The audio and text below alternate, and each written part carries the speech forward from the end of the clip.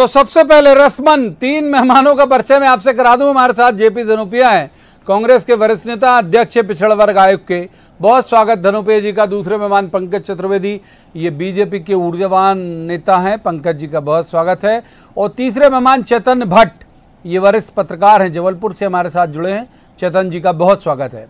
शुरुआत कर लेते हैं पंकज चतुर्वेदी से। पंकज चतुर्वेदी जी, पद्मावत रानी पद्मावती तो पढ़वा रहे हो आप बहुत अच्छे से, लेकिन लक्ष्मीबाई का कुछ जिक्र होगा कि नहीं होगा सिलेबस में बहुत ज्यादा? देखिए प्रवीण जी, मैं पहले तो ये स्पष्ट करूं कि भारतीय जनता पार्टी किसी जाति वर्ग वर्ण भेद की राजनीति नहीं करती।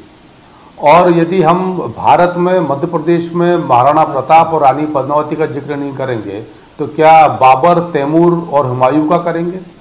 किसका जिक्र करेंगे? ये हमारे भारत भाल के गौरव है, भारत माँ के गौरव है, इनका जिक्र करना चाहिए। और आपने खुद ही स्पष्ट किया कि आपके विश्लेषण के हिसाब से न केवल क्षत्रिय बाकी अन्य तो ये गौरव चुनाव के वक्त याद आते हैं आपको? तो बहुत मुहाने पे जब वोटिंग हो तब ये गौरव याद आ रहे हैं? नहीं प्रवीण जी, इसके पहले भी आप देखिए कि यदि पद्मावत यदि चलचित्र का विषय था तो कौन संघर्ष में था। इसीलिए ये घोषणा है कि जिनके खिलाफ उस दौरान प्रकरण पंजीबद्ध किए गए वो प्रकरण वापस लिए जाएंगे, क्योंकि भारत माँ के गौरव से, अस्मिता से छेड़छाड़ करने, खिलवाड़ करने का अधिकार किसी को नहीं। तो स्पष्ट करना चाहता हूं कि भारतीय जनता पार्टी के लिए कोई जाति पंजीकृत आपकी ही सरकार में हुए थे। जहां ऐसा लगता है कि कांग्रेस बीजेपी की सरकार में हुए थे पंजीकृत। मैं प्रवीण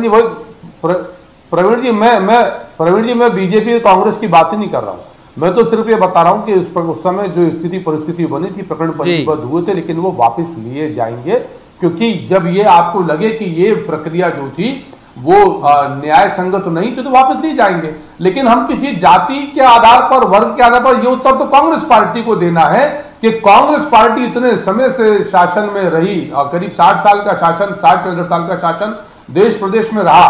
तो क्या कारण है कि कांग्रेस पार्टी ने जिन वर्गों का आपने जिक्र किया उनको वोट बैंक के रूप में, खांचे के रूप में, खाने के रूप में, जाति के रूप में, वर्ग के रूप में देखने का प्रयास किया, और उसका नतीजा ये कि जो ठीक है धनोपिया जी को कर लेते हैं। पहला सवाल मैं इसलिए लेके जाना चाह रहा था कि 70 पार्टी के नेता है पंकज चतुर्वेदी, इसलिए उनसे किया।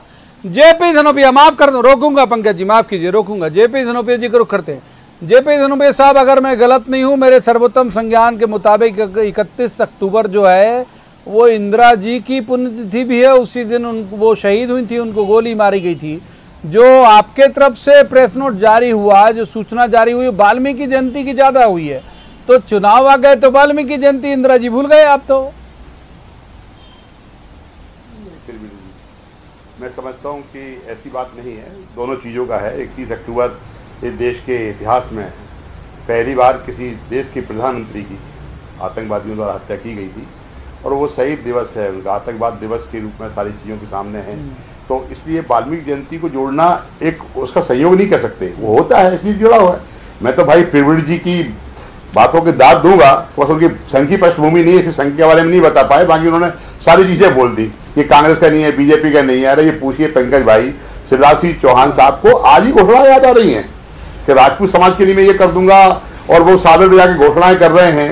तो मेरा कहना पहले बोल देते, आपको तो मार्च में आ गए हैं आप लोग, मार्च से लेके आते आते इतने दिन में तो सारा आपका एजेंडा ओपन हो जाए कि हम क्या क्या करेंगे। आपने तो कुछ नहीं किया। हमने पूछा, जो केस मेरे ऊपर कई बार सवाल दिया था धनोपिया साहब, मैंने पूछा कि जब केस रजिस्टर हुआ तब बीजेपी की गवर्नमेंट थी, पद्मावत जब रिलीज हुई तब बीजेपी की गवर्नमेंट थी। मैंने पूछा अगर आप, इसलिए आज मैं स्वागत करता हूं कि अच्छा है शिवराज चौहान साहब अगर ऐसी घोषणाएं करते हैं तो सबका सम्मान करें। लेकिन चूंकि आप बोल चुके हैं, मुझे फिर रिपीट करना पड़ रहा है कि बेचारी इस देश की महारानी लक्ष्मीबाई, उन्होंने क्या बिगाड़ा था?